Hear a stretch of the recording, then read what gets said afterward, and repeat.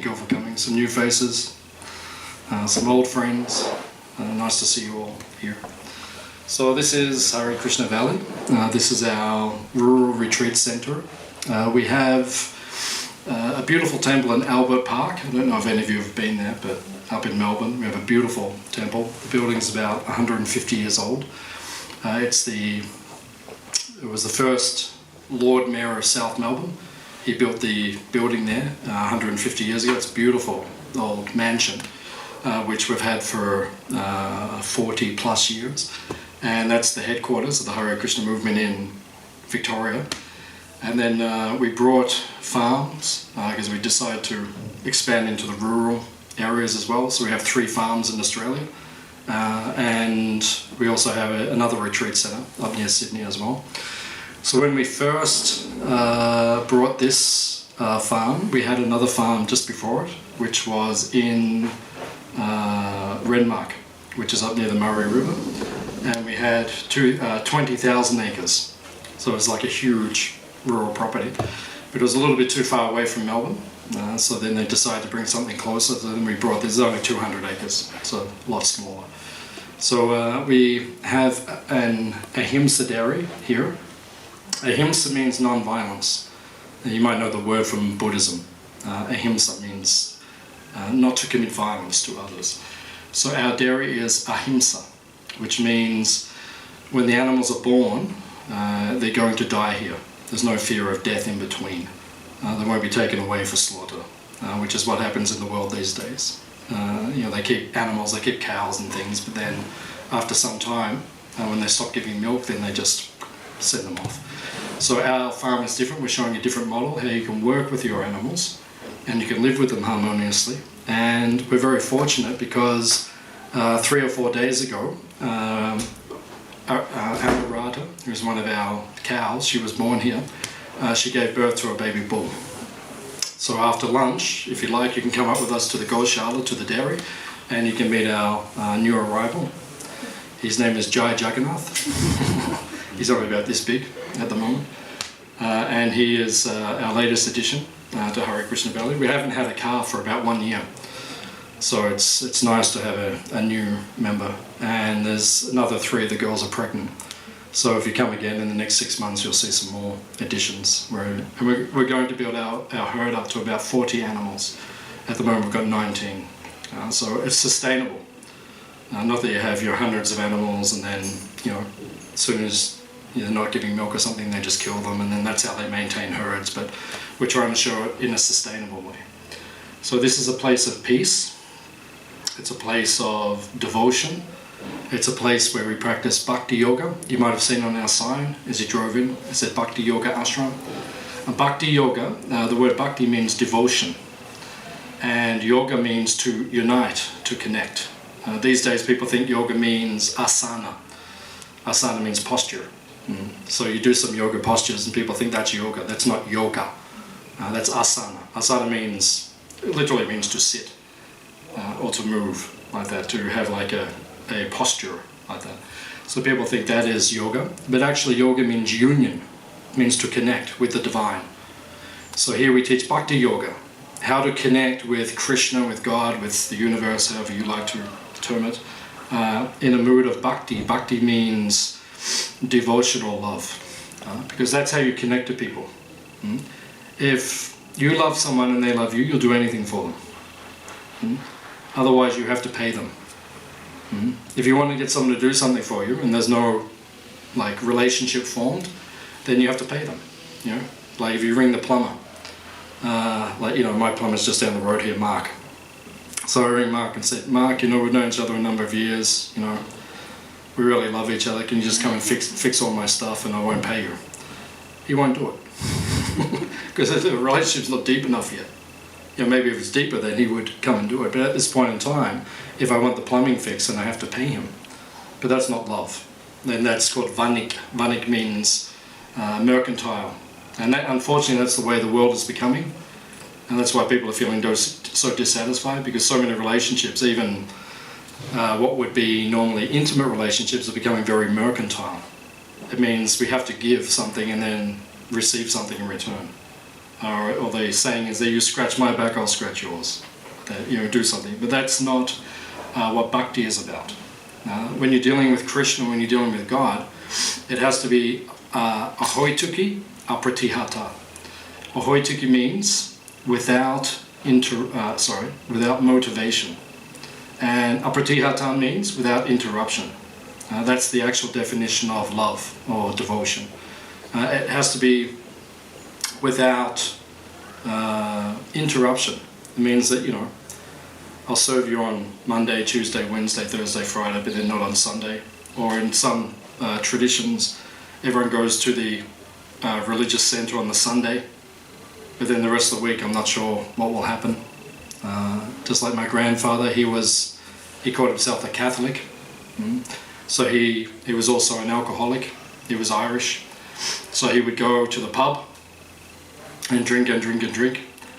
And then when he felt a little bit of sentiment coming up, like spiritual sentiment, then he would go into the church and he would go to confession and say to the priest, "Forgive me, Father, for I have sinned." And then he would say his confession. And then he would go back into the pub again. So it wasn't like a real deep connection. But when we develop this deeper connection through bhakti, through love, then you give up your materialistic tendency, and then you can serve uninterruptedly. Because at this point in time, we don't serve uninterruptedly. We always stop our service to Krishna, to the divine, because we are feeling, I want something in return, or I need some material desire fulfilled, or something like that.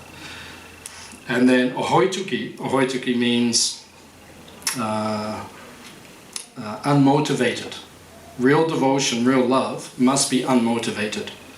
In other words, we're doing something but without expecting something in return. And when we do that, it says yayatma suprasiditi. Yayatma suprasiditi means the soul becomes peaceful. You become happy. People are looking for happiness these days. Everyone's looking for complete happiness. Is anyone perfectly happy? In this moment, In this moment you are? That's good. Very good. Anyone else? Perfectly happy? But actually, the actual answer, we should all say yes. Right? It should just spring from our consciousness. Yes. It should erupt from our heart. We should feel welcome. Thank you for coming to the Hare Krishna temple. Since you're Hare Krishnas, I know you're Hare Krishnas because you're late. All the normal people come on time. It's the Hare Krishna movement because they always rock up just a little bit late. One time in India, when the Hare Krishna movement first went to India, Prabhupada, he's the founder of the Hare Krishna movement, so he came to America in 1965, and in 1970 he went back to India to establish the movement in India. And he took about 40 Western followers, Western disciples, and they came. And then the Indian government, because it became very popular, started spreading around the world and in India also. And then the Indian government thought that, because he's bringing Westerners in, they were spies for the CIA. It was actually in Parliament, Indian Parliament. They thought the Hare Krishnas were, the CIA was sending people in there to spy on the Indian government. And then they were discussing it in Parliament, and then someone said, "Oh, they're spies for the CIA." And one of the parliamentarians said, "No, they're not the CIA." He said, "You ring the temple, no one even picks up the phone. How can they be the CIA? There's none." So thank you, Hare Krishnas, for your little bit of disorganization. We appreciate it. No, that's it. Thank you for coming. That's how we know you're actual members.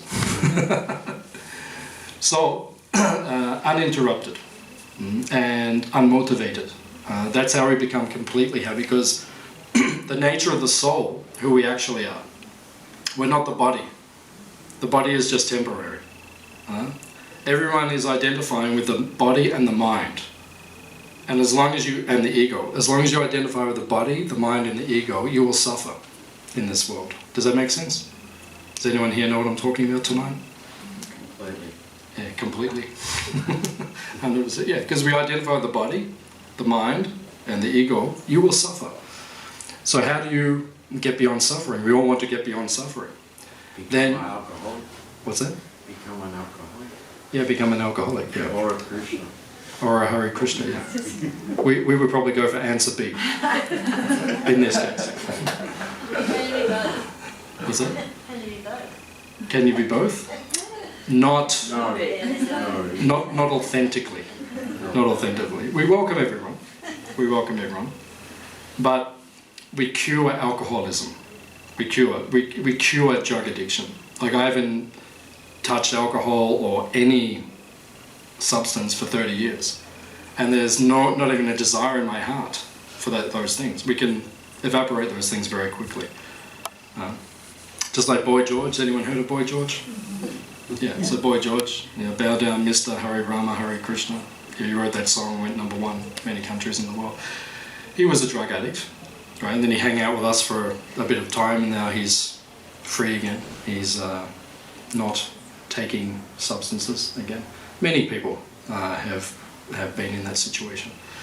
So, to cure suffering, we have to understand who we actually are. And who are we actually? No? We are the Atma. Atma means the soul.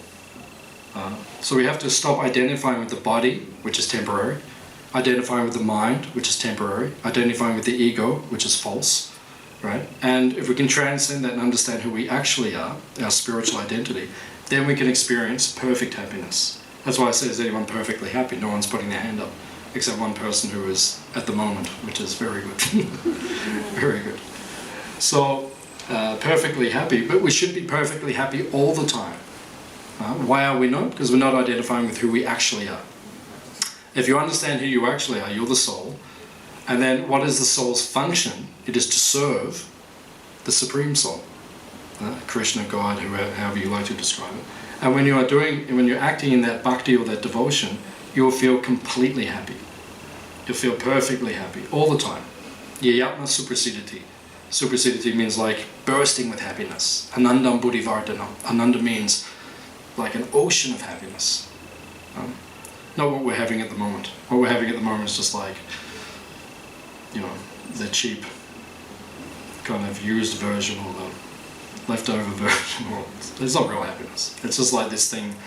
Actually, quite often happiness in this world is just the period in between two periods of suffering. Right? When you're not suffering, you say, okay, I'm happy. That's not happiness, that's just relief of suffering. Just like in the old days, if you're a witch, they used to tie you to the end of a log and they put you underwater. People used to do this to other people. Very strange, but they used to do this. So put the witch underwater and she's under there for a minute, bursting, her lungs are bursting for oxygen, then lift you up, right? And then you complete relief and then bang, back down again. Right? So that person who comes up might say, I'm happy, just in that moment. Are you happy, witch? Yes! Like bang, back down again. That's just relief of suffering. That's not actual happiness. Actual happiness is on the spiritual platform. It doesn't cease and it actually expands continuously. That's what the Hare Krishna movement is for. To experience that, to spread that, to give that freely. That's what. And the most powerful way to do it is through the chanting, which is what we're doing just before. Did anyone feel a little bit happy when we were doing the chanting? Yeah. Everyone's saying, yes, that's good. Yeah. Yeah, we feel blissful. Because Abhinitwa Nama Nama No, at the moment in the next room, they're having a retreat. It's a Hare Krishna retreat. Many members for our Indian congregation, about 100, have come down this weekend. And they're listening to one of our gurus who is in there. He's only 27 years old. He's like a prodigy. He's an extremely learned person. So he's travelled here from America and he's speaking this weekend. So they're just finishing off their final session in there. And that's what he's been speaking about all weekend. Just about chanting. Because it's an art, it's a science. And the chanting, which we were doing before, Abhinitwa Nama Nama No, means the spiritual sound of the name of Krishna and the Supreme Entity Krishna are non-different. Which means when you're doing the chanting, you're actually experiencing spiritual union with the divine. And that's where the happiness comes from, because we're reconnected again. That's called yoga. And when we feel reconnected to God, to Krishna, to the universe, then you feel that deep sense of pleasure. So that's what we're here for. We're here to expand on that, give that out to everyone, teach that, live that, spread it throughout the world. And this way, we want the whole world to be happy. Prabhupada, who was our founder, He used to say, chant and be happy. Very simple. Go home, if you're home tonight and you're feeling a little bit down, you just start chanting around your kitchen. You just chant around your kitchen table. Hare, put your hands in the air, Hare Krishna, and just start doing the mantra around the table. If it doesn't work, we'll give your money back. I swear to God. No, it works. It actually works. It is all powerful. And I've seen this maybe close the windows now. I think the room's cool off a bit. Yeah, outside's about 5 degrees, I think. It's like really cold. This is the first time I felt like it's winter this year. Like the last couple of days have been really cold, actually. So, in South Africa. South Africa is famous around the world for being a place where there's social problems. We've had apartheid there for decades. And even now, it's not completely eradicated. Even though Nelson Mandela did a good job of relieving it, but it's not completely gone. There's still racial tension there. So once a year we have a big festival called Rath Yatra. Rath Yatra means the festival of the chariots, which is based on a festival which was celebrated in India last week, about 10 days ago. And in Puri, which is in Orissa, which is on the east coast of India, they've been celebrating this festival for thousands of years. And there's 3 huge chariots. Rath means chariot. More Hare Krishnas, welcome. Thank you. Perfect. So these 3 chariots go down the main street of Puri, which is one town in India, and 1 million people come to this event. It's a huge gathering of humanity. And we celebrate that all over the world. We do it in Melbourne, we do it all over the world. And in South Africa, they've been doing it for about 30, 40 years. And some of the government people, they said, we should stop this festival. Don't do this festival in Durban anymore because it blocks up the traffic and it kind of closes down the city, and it's, so it's saying all the negative sides of the festival. So finally they took it to the police department.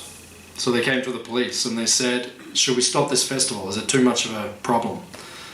And the police said, no, don't stop it. Because they said it's the only day of the whole year in Durban where there's no crime. Because all the groups come together, the blacks, the whites, the Indians, and everyone's peaceful, everyone just chants together. And they get out of the body, because everyone's just thinking, I'm African, I'm South African, I'm like, what do they call the white people in South Africa? They've got a name. Afrikaans, yeah. African or Indian, you think you are the body, but when you get out of that, then everyone becomes peaceful and everyone becomes... So the chanting of Hare Krishna works. So we're spreading it all over the world. We're taking it to the United Nations. We're taking it to the White House. Donald Trump said he's going to start chanting next week. No, I was joking. He's not really. You're being fake. What's that? You're being fake. Yeah. I was being sarcastic. Yeah. We're working on getting to it. Actually, he's done service for us in the past. He had a vacant block of land in Manhattan, and we needed to store some of our chariots for this festival there, and he let us store it there for free, which was nice considering he's very economically orientated. But he actually did some service like that, so he's made some spiritual advancements and benefit. So we're working on him. We're working on the world. So does anyone have any questions or comments on anything that we're discussing or have discussed, or anything you'd like to know about the meaning of life, the universe, everything? And we can try to answer those questions if you have any. Yes, madam. When I was chanting, the last time this time I was doing the chanting. Yep. But what are we actually chanting? Does that make sense? I mean, are we actually saying something that means something? I mean, that means something in that language. What does it mean to me? Do you know what I mean? Is there a way of translating it? The meaning of the mantra? Yeah. Yeah.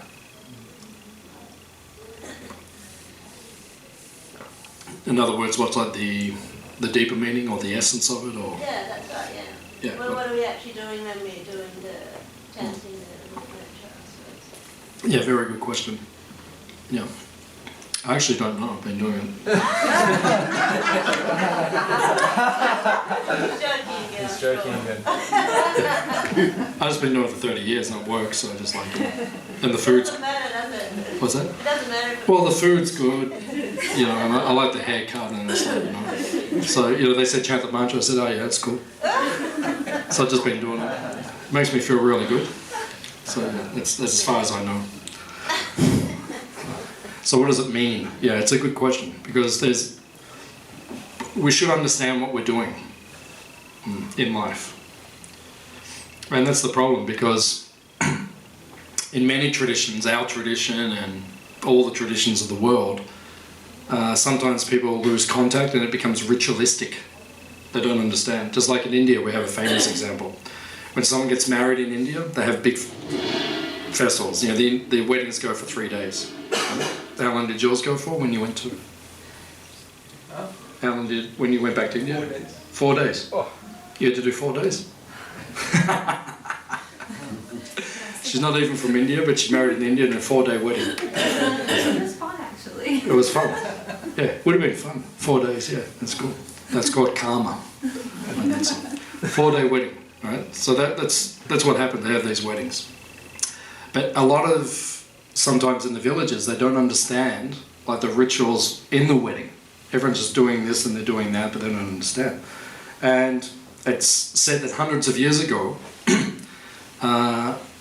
they decided that at certain weddings in certain parts of India, in order for the wedding to be auspicious or successful, you had to have a cat under a basket.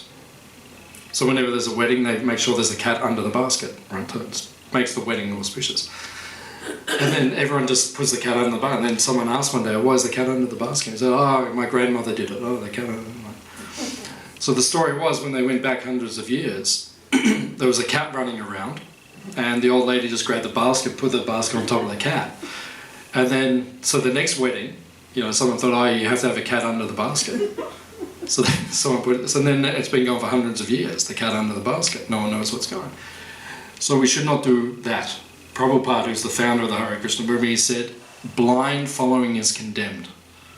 You know, if you're just doing it just because everyone else is doing it, then why are you doing it? And actually that's why I became a Hare Krishna, because I don't follow things blindly. I need reasons and answers and logic and intellectual reasoning as to why we do something. Otherwise I won't do it. So even as a Hare Krishna, like for the last 30 years I've been practicing this, I question everything. I don't just do anything because, you know, someone says, oh, I just do this or just do that. I need to know why. And so your question's very good. But I don't know what the answer is. No, I'm joking. So the answer is that the names, it's made up of names of Krishna. Names of God. So, as we said, there is no difference between the names of Krishna and Krishna himself, God himself. So the word Hare refers to the feminine energy of God. And God is a man, he's a male. So if you see in all the pictures, he's the bluish cowherd boy.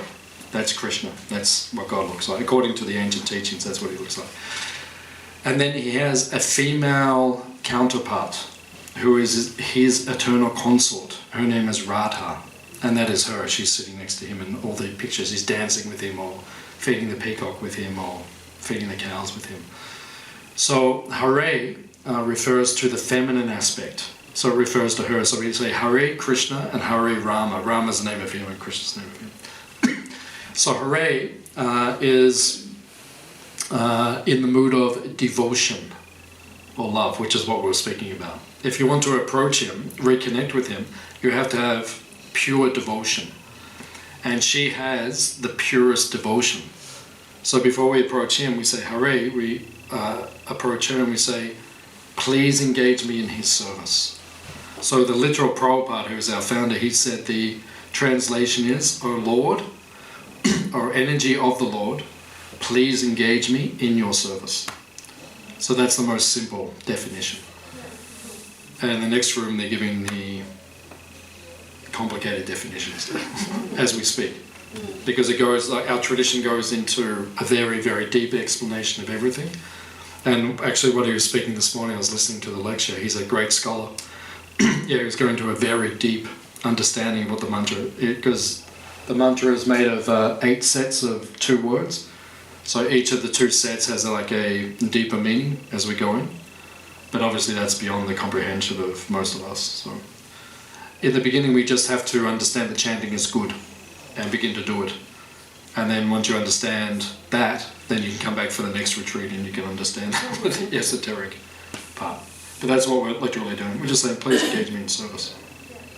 Yeah, yeah. And it's purifying. Yeah, that's what we're doing. We're trying to purify our consciousness, because our consciousness at this point in time has become impure. All of us have material desires which are unnecessary. And although we have material desires, what do those material desires do? They distract us away from our real purpose, our eternal purpose of life. And we think the material desires will give us happiness, and what do they actually do? Make us more unhappy. What's it? They want us to want more. They And make- make more unhappy in a way. Yeah, they make you more unhappy. Yeah. It says in the Bhagavad Gita, which is one of our main texts, which is a very ancient teaching from India, it says in the Bhagavad Gita that material desires are like nectar in the beginning. They're so pleasurable in the beginning, and they're poison in the end. No? So many of us have experienced that in life. You're nodding your head, so I know you know what I'm talking about. We've all experienced that. You know, something was so wonderful in the beginning, and then it just fell apart. And then we sit back and we thought, how did that happen? You know, I thought she loved me, and then I thought he loved me, and then like that. And it's interesting because it's all happening in the mind. The mind can cause you the most suffering, and the body can cause you suffering, but I think the mind surpasses the suffering of the body. So what does the mind do?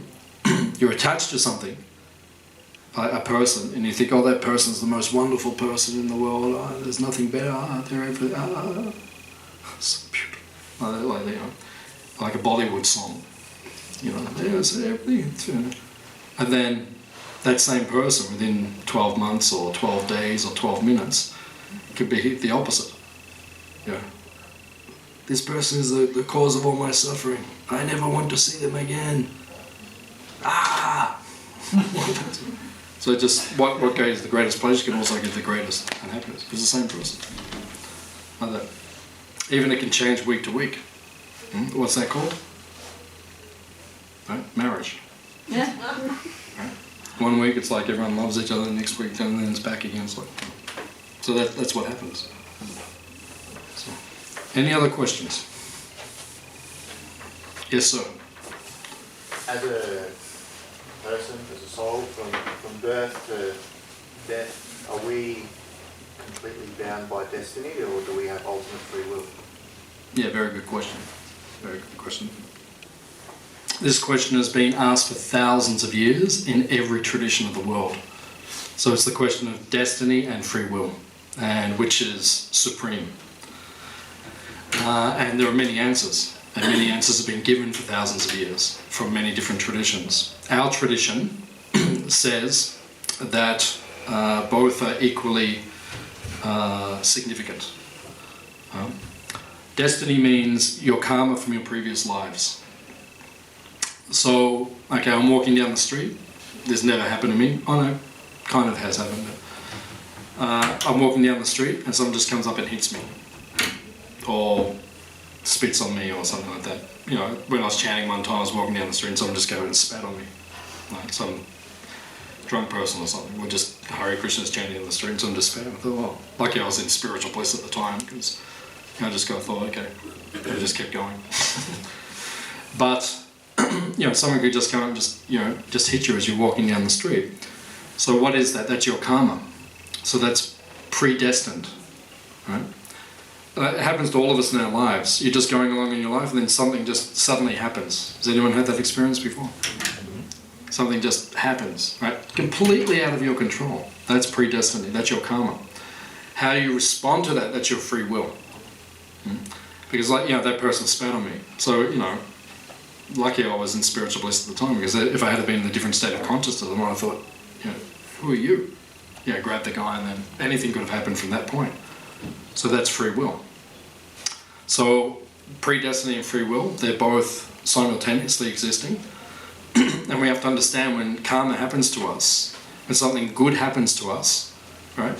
That's just from our previous karma, right? And it will disappear in due course of time. If something bad happens to us, that's previous karma, that will also disappear in due course of time.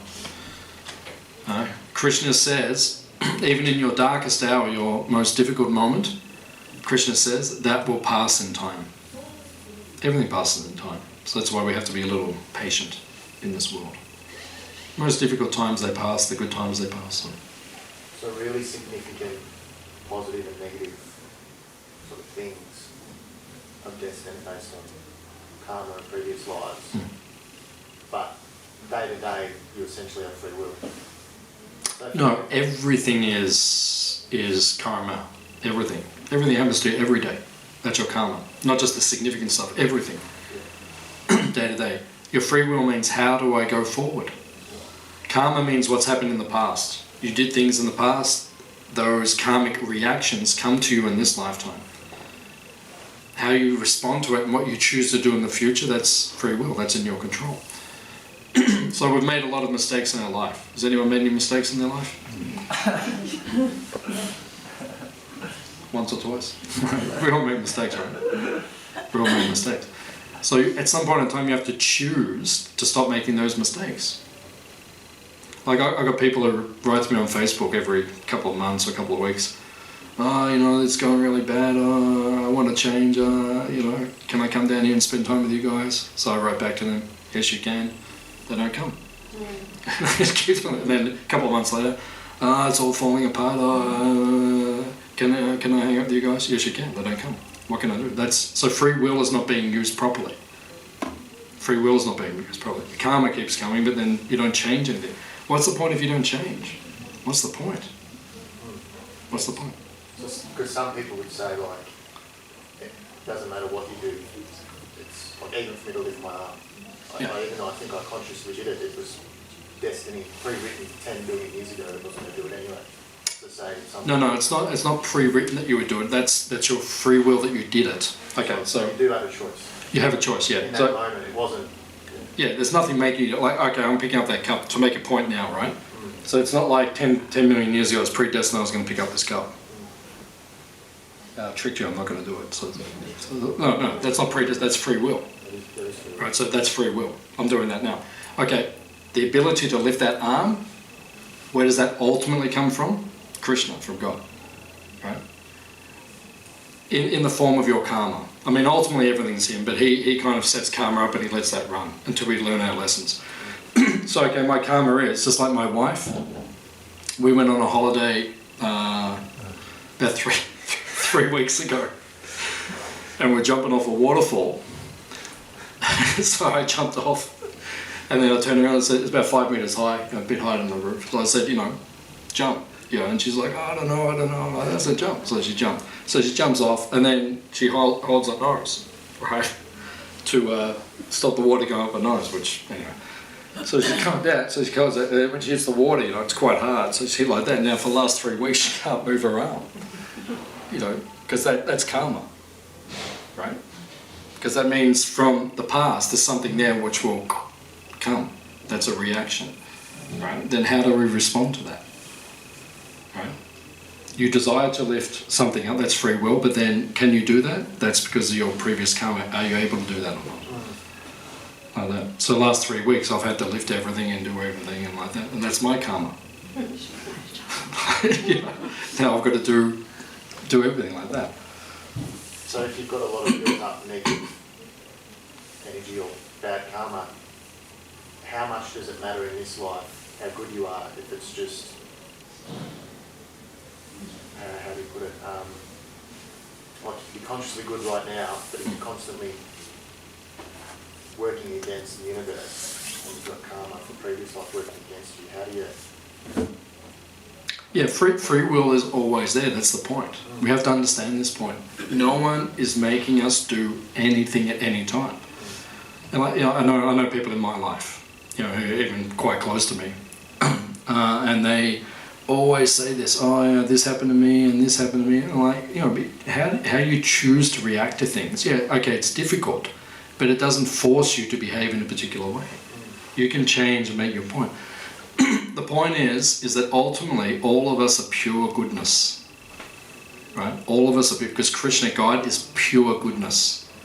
We are also, as the soul, we are also pure goodness. If we're choosing not to act in pure goodness, that means we're not using our free will properly, that's all. So the ultimate power you have is that you have a choice of how you respond to everything. So you can choose to respond to something in a beautiful state, even if it's the worst thing that could happen to you, or you can choose to respond in a way that's going to bring you down into that negativity and just being like a yucky place. So it's like you always have a choice, no matter what's going on and what you're dealt. You ultimately, that's the one thing that you do have power over in your life, is to choose the How to respond. How you respond. Yeah, and that ultimately that is true. And we see, like, I've seen people who I personally know, and sometimes you read about things, people who have gone through the worst. Like, you know, my wife, she used to run community centres, right? So in her community centres, she worked with a lot of the Sudanese people, right? So, you know, people always say, oh, I've got problems, I've got problems. We haven't got problems. So I'm being serious. There's no one in this room. The worst thing you've been in your life, right? I'm not playing that down or lessening, you know, what you've been through. Is, you know, we've all been through things, but the story she told me, you know, whole families being wiped out in front of their eyes.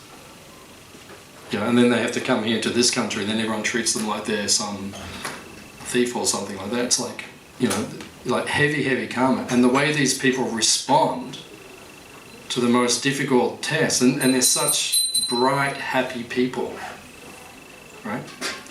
So, I mean, that's a choice, how to respond, how to behave. So we all have free will. And ultimately, every one of us is constituted of pure goodness. All of us. Unconditional love and pure goodness. All of us can see. We're not choosing to act like that. Okay, that's our choice, but that's what we're made for. That's what we're constituted of. So, is that okay? Or? Yeah. I guess I just want to work out, are we locked into our life and a certain path of destiny, or can you break free and completely create your life before you?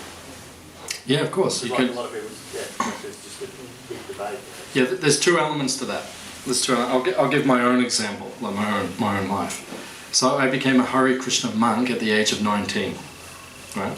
So I grew up in Melbourne, right? And then up until the age of 15, you know, my life, I mean, I had a good life. I didn't have a bad life. I had a good life, you know, a very privileged life. But then one of my brothers died suddenly and tragically when I was 15, right? So that was like a huge blow to my family and our friends. And I chose at that time to live my life to its fullest capacity, because I saw everything is temporary. So I'm not going to waste time. I'm going to live my life, you know, second rate or second best. I'm going to live it to the fullest capacity. So then what's the highest capacity you can live it to? The spiritual path, right? You know, you can chase money, or you can chase fame, or you can chase material comfort, or you can chase the perfect relationship in this world, but none of those things are going to ultimately satisfy you. So I chose to follow the spiritual path. That was my free will. Right? Now, as you're saying, you know, we make our choices, but still, you know, our karma will limit us to a certain degree. You know, I could say now, just like there was a new age, I suppose you call it new age, or there was a kind of philosophy going around. A guy made a video about a bit long ago, 10, 15, 20 years ago. It was called The Secret. Is anyone familiar with that? Yeah. Oh, quite a few, you know, The Secret, right? That's not actually true. That's not actually true. I mean, you know, the power of thinking positively, that's great. But within that power, I can think as positively as I like, but what's going to come from that, that's also due to my karma. Okay, the fact that I'm thinking positively about things, that's good, and that will attract certain things and my life will improve, no doubt. But within what scope? You know, that's it. So part of The Secret, you'd watch the video, and I knew people who did this. They watched the video, and then part of the video says, write yourself a check for as much as you want and visualize, and it will come to you. So my friend wrote, I think it was like $1 trillion or something. Right? And I know her 10, 15 years later, she hasn't got any more money than she had back then. You know, maybe she's thinking positively and all the rest of it, but your karma still controls things. Right? It's written when we're born how wealthy we're going to be, how healthy we're going to, all these things are written. So you can only change things within a certain degree in this world. Right? But the kind of person you are, the quality of your personality, your character, how you treat other people, that's within your control. And that's what's really important. What's everyone going to remember when you're dead? People aren't going to sit there with you and go, oh, well, he made $6 million, you know, and he had like 7 wives, and like, people aren't going to remember. What sort of person were you? You know, what do they speak of at eulogies? Oh, he's a great guy, and he was always there for everyone. That's what you want to be remembered for. You know, that's what I want to be remembered for. You know, that I contributed something to someone. Yeah, that's what I want to be remembered for. So. Anything else you want to? Oh, there's heaps. We'll be here all day. Okay, we've got some time. So, anyone else? Yeah, we'll fire up again. Anyone else have a question or comment? I have a quick question. It's Yeah. simple. What's the difference between chanting and mantras, or are they the same thing? We are when we're chanting mantras. Okay, so Yeah. mantra is what it is. What we Chanting chant. is how we do it. Yeah, Okay. yeah. The word mantra, man means the mind. Tra means to deliver. So the mind quite often has anxiety. People come to us all the time. It's like when you become a Hare Krishna, you kind of by default you become a counselor. Suddenly everyone starts coming to you. It's like, can you help me? Can you help me? Yeah, of course, we'll help. We like doing that. So people always come and they're always saying, oh, I've got this problem, I've got that problem, I've got that problem. So that's why we recommend using the mantra, reconnecting to Krishna, reconnecting to God. Because when you do, it relieves the mental anxiety. I was a monk for 8 years. I lived in the ashram for 8 years when I was a monk. And, there's always problems in life, but by and large, I chanted 2 hours, chanted the mantra for 2 hours every day. By and large, your anxieties in your mind, and they just evaporate. And I remember when I came home, in 1989, I came home, and I'd been reading Hare Krishna books for about 9 months, and I never discussed it with my mother. I just never told her, it was just something I was doing myself, just like I was on this inner journey. So I came home and I said, I'm going to become a Hare Krishna. And she, what are you doing to your mother? What are you doing? Why? How can you do this? She actually said to me, I'll buy you a plane ticket right now to anywhere in the world. But don't do this. She said that to me. Anyway, go anywhere you want. I'll just give it, just go. Do whatever you want. And I said, no. I said, no, I'm doing this. This is my focus. So then, she needed support. Because her son was becoming Hare Krishna, and she didn't even know what that meant. She was worried because she thought, is she ever going to see me again? Was I going to live in a cave in the Himalayas? She didn't know. It was a certain amount of validity in her concerns. So she started ringing her friends. They started ringing me. So I'm getting people ringing me like, what are you doing to your mother?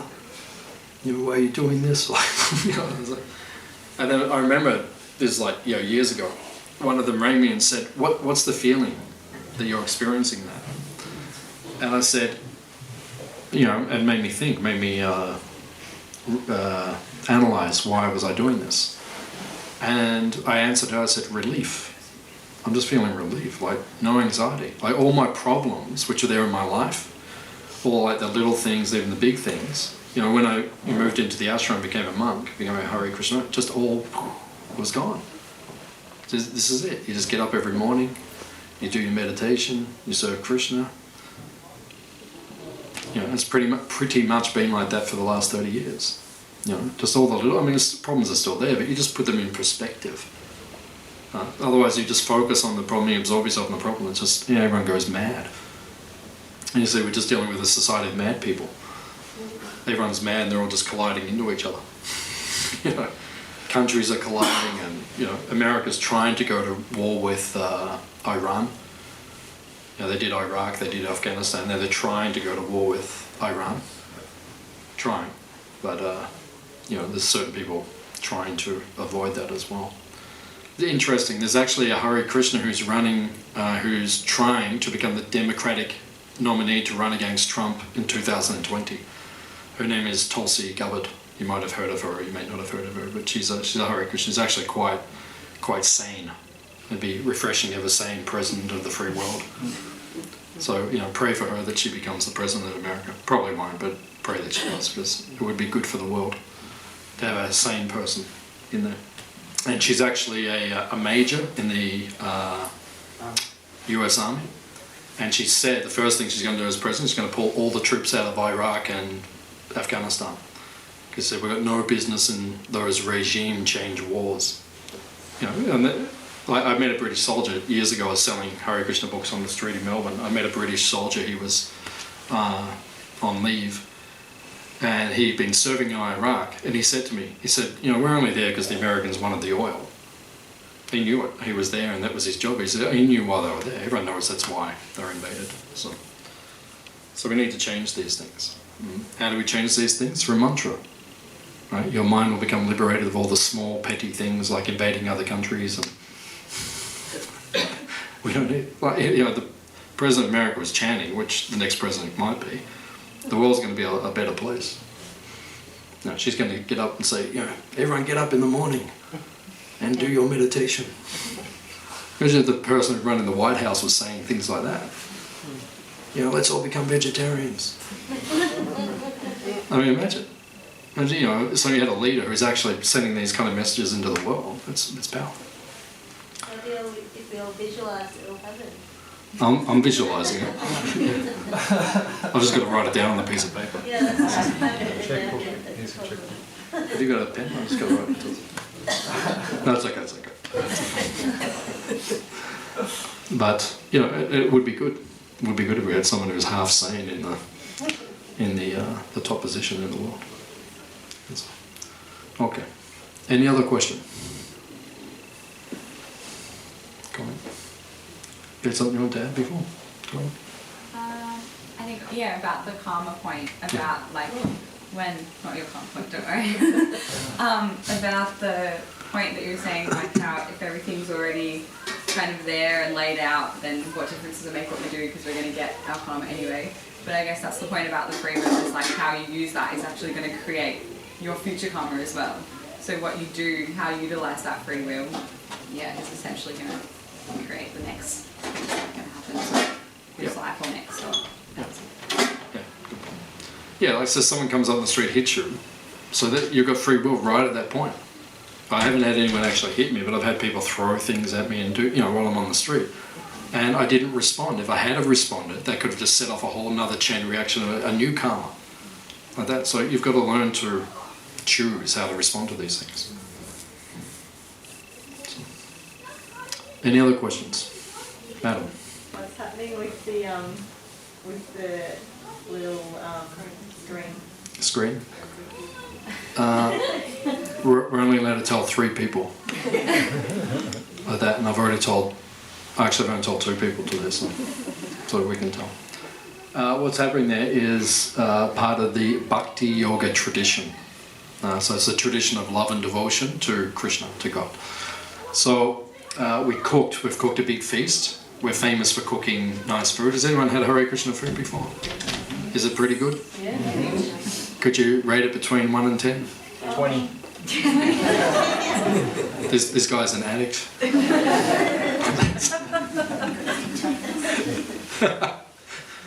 Yeah, he is actually. So. He's having 2 times, I think. What's that? He's having 2 times, that's why 20. About 5 times. Yeah.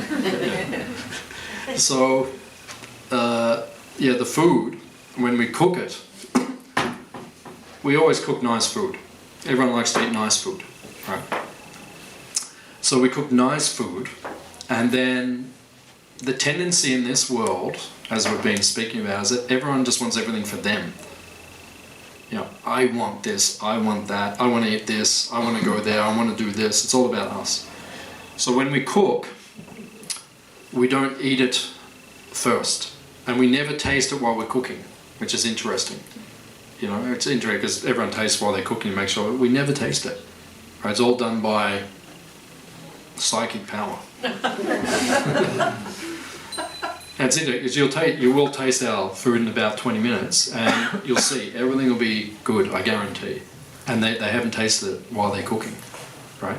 So the mentality is that the first plate, which is what Tarini's just done, we set up a table there for Krishna, for God. Then we have these statues or pictures where he is depicted, where he enters to accept our offering. And then we bring the first plate and we offer it to him. And we say, this is for you first. So it gets us out of the mentality that everything's for us. We put Krishna first, and that's how to be happy. And then what does he do? He eats it. He blesses it. And because he actually touches it, I mean, we can't see because we're materialized and he's a spiritual entity, but he actually eats it. And the food becomes what we call prasadam, or blessed. And then when you eat it, that's the special ingredient in the Hare Krishna food. Because sometimes people say, why does it taste so good?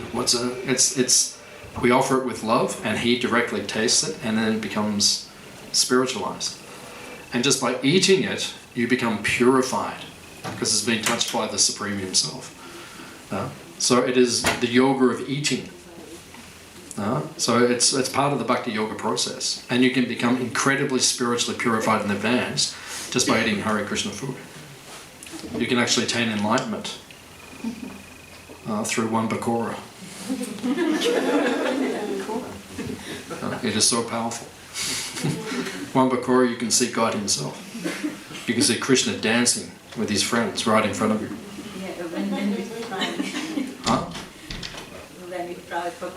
Huh? Even when you're frightened? Yeah, it's true. So that's our meditation. Yeah, we don't do it for ourselves, that's the point. Because, you know, I see people these days, they can't even let it out of the kitchen. You know, people are tasting and eating and even, you know, that's not the mentality. We'd never do that, ever. All right, we cook, we offer it to Krishna. Once he's enjoyed it, then we all enjoy it. But we're second, he's first. That's love. Love is, you're first, I'm second. What's the motto in this world? I'm first, you're second. No? And how far has that got everyone? Look at Western civilization. It's all about me. Everyone says it these days, it's about me. It's about me. You know, Coca-Cola, one of the biggest companies in the world. Enjoy. Just enjoy. You know? And like, you know, people say, well, that's their motto. Enjoy. Like, oh yeah, that's really working for everyone. Just, you know, everyone get into yourself and see how that goes. No, it doesn't work like that. Right? Put everyone else first, put Krishna first, put everyone else first, and then you'll be the happiest person. You will enjoy the most. That's what we do. And we cook everything, and then everyone will come out. We've got 100 people in there. We've got, I don't know, 40 people here. And then we'll serve everyone, right? And then that's how we enjoy. And then we'll eat. We still get something nice to eat. Why do you think we joined? Why do you think I got this haircut? Huh? I get free Hare Krishna food. Last 30 years. Didn't have to pay once. Huh? I'm living Hare Krishna food. I'll do whatever you want. You want me to dance down the street? I'll dance down the street. I'll wear robes. Free Hare Krishna food. I'll do whatever you want. But the point is, that's real happiness. Because Krishna's first, we're second, we're enjoying. So it's a simple philosophy. It's called Bhakti Yoga. .com.au. Yes, sir. What about if you follow that philosophy of helping everyone around you, you're really devoted by it, and maybe give you short-term happiness and gratification, but in doing so you damage yourself in the process, your own life, your own existence. Where's the balance? Do you just continue to damage yourself in the face of helping others for ultimate, like, to satisfy the Supreme, or is there an element of where you can't be helping in terms of affecting your own life, where you have to pull the reins and there has to be some sort of... Like, I understand not being up that end of the spectrum where you're totally selfish, but then there's people that are just totally giving, people pleasing, and then they get taken advantage of and then their own life crumbles. couples apart. So where's the balance in that? Yeah, where's the Is there balance? balance, or do you just... Yeah, it's a very good question, once again. So there's two elements to that question. The first is helping people. So the first part of the question is, do you know how to help people? That's the first part. Do you actually know how to help people? I'm not just saying you, I'm speaking generically, but like, do you know how to help people? Tim, do you know how to, like that sort of. So, but do we actually know how to help? Okay, so Prabhupada, who is our founder, in about 1975, I think he was in Hyderabad, which is in India. And an American aid worker who was a young person in their 20s who was doing aid relief in India came to see Prabhupada. And they were challenging him, And they said, what are you doing to help people? And Prabhupada was always expert. He said, what are you doing to help people? And they said, what is your definition of charity? Prabhupada said, what is your definition? Right? So then they said, feeding the people and all those things. Prabhupada said, your definition is like blowing on a boil. Right? Because in India, if you go in the hot season when it gets hot, or even in Australia, it can happen when it's hot and you eat too much heating food, too much sugar and stuff, you get boils. They're like some people have had before. It's like a pussy kind of a sore on the abscess, like on the skin. So Prabhupada said, your definition of helping people is like blowing on a boil. People are suffering and you just come and blow on it. That doesn't, you blow on your boil because they burn. You blow and it relieves it for a second. As soon as you stop blowing, then the pain's there again. So he said, that is your definition. You're saying feeding people is the way to relieve suffering. But the next day they're hungry again. Right? So we're not saying don't feed people, because actually we've got a free magazine here at the end of when I finish speaking if you want. It tells you about what the Hare Krishna movement has been doing for the last 50 years. Very interesting magazine. So if you want, you can come and get it. It's just here. You can have it at the end. So when I read this magazine a couple of years ago when it came out, I found out, I didn't even know myself, the Hare Krishna movement, we feed more people on this earth than any other organization on the earth every day. We feed 1.2 million people every day on the earth, more than the Salvation Army, the Red Cross, everyone. I didn't even know that myself, but we do. So it's not that we're saying that it's not necessary to feed people, because it is, but the next day they're hungry again. So what's the highest way to help someone? To give them spiritual knowledge. Because when someone has spiritual knowledge, they can change their life, their destiny. So, if someone's hungry, you feed them. But then after they're finished eating, you say, okay, so let's talk about things. Let's take it to a higher level. So the first point is, do you actually know how to help? That's the first point. Because you might be thinking you're helping, but are you really helping? That's the point. Now the second point is, how much do we have to keep a balance in our life? You have to keep a balance in your life. That's the point. Because all of us are helping people, right? I mean, my life is primarily about helping people. That's my vocation. That's what I do.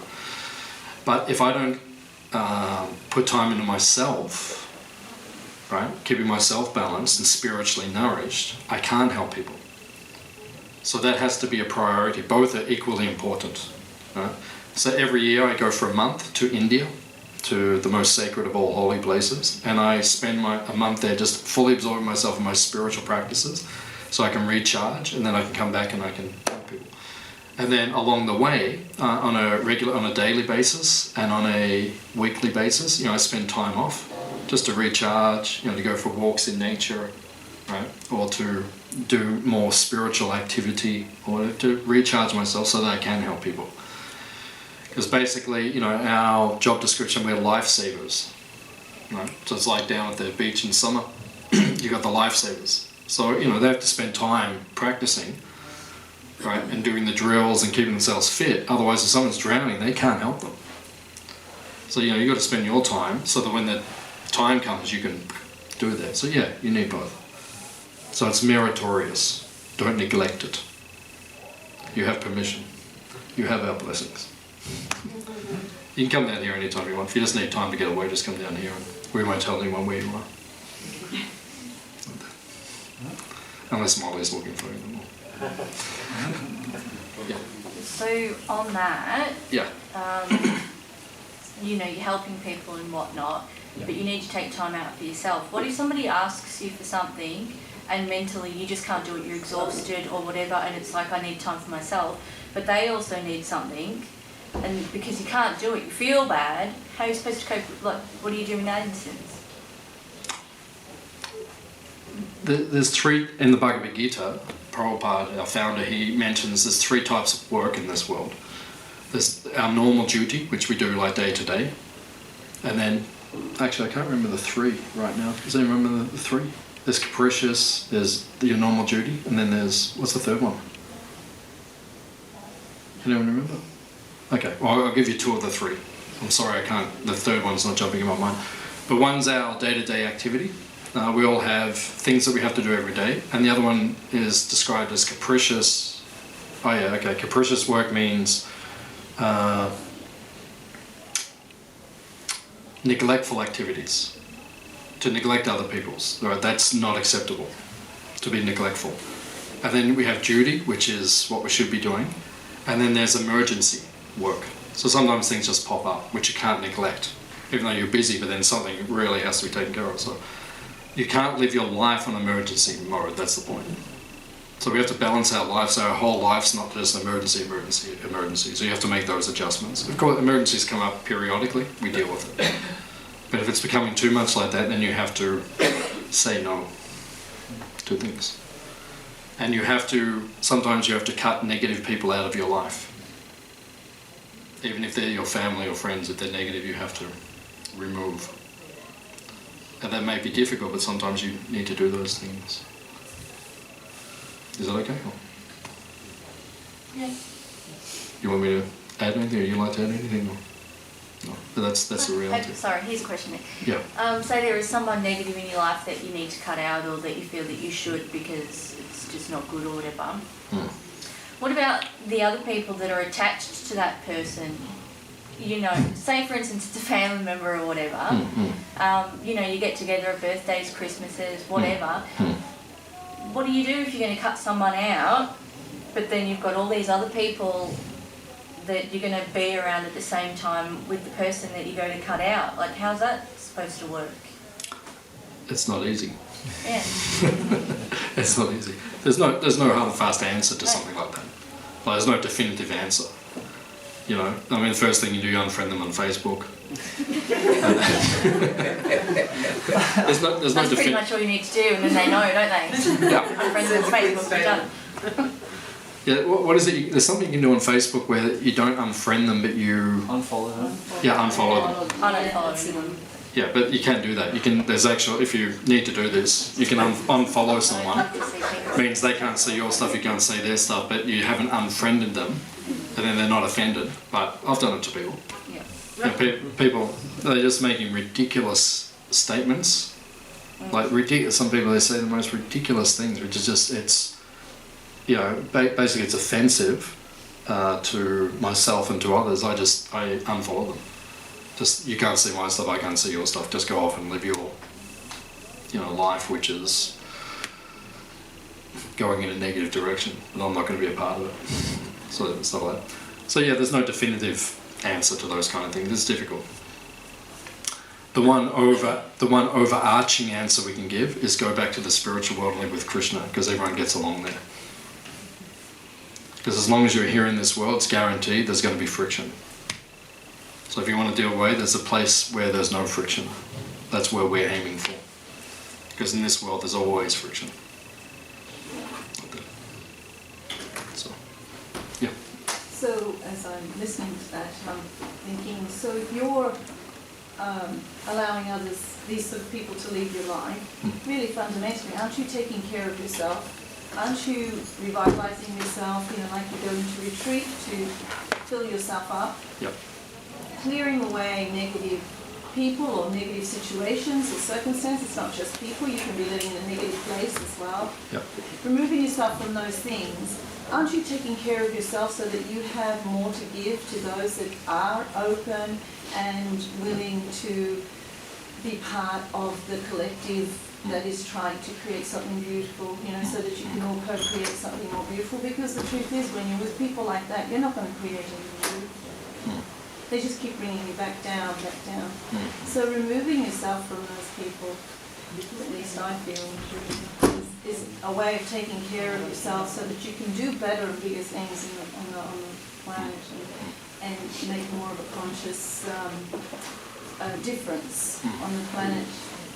I was part of the water protectors that tried to stop the pipeline in North America. And I went there, and I didn't stay there very long, just 2 days. And the beauty of thousands of people from all walks of life, from all over the world, coming together. It was really moving, trying to do something really powerful on the planet. They didn't succeed, but they made a difference. They brought conscious awareness, and everybody there was positive. And it was really beautiful. Yeah, that's why we hope Tulsi becomes the next leader of America, because they're the kind of things that she won't tolerate. Well, Marianne Williamson's also running, and she's all about returning to love. Yeah, she's half normal. She's half. I think she's quite normal. Well, no, we'd have to see on every level. Yeah. Because to be completely normal, you also have to be vegetarian. Because some of these politicians, they talk all about looking after humanity, but they're not talking about what's going on in the animal, the exploitation on that level. Oh, Marianne. Well, I would hope so. Yeah, she's vegetarian. Yeah, so that's good. Yeah. So yeah. Anyway, so that's my, so I'm thinking on a much bigger level so that we can individually work on ourselves, but we affect so much more. Yeah, very good. Very good.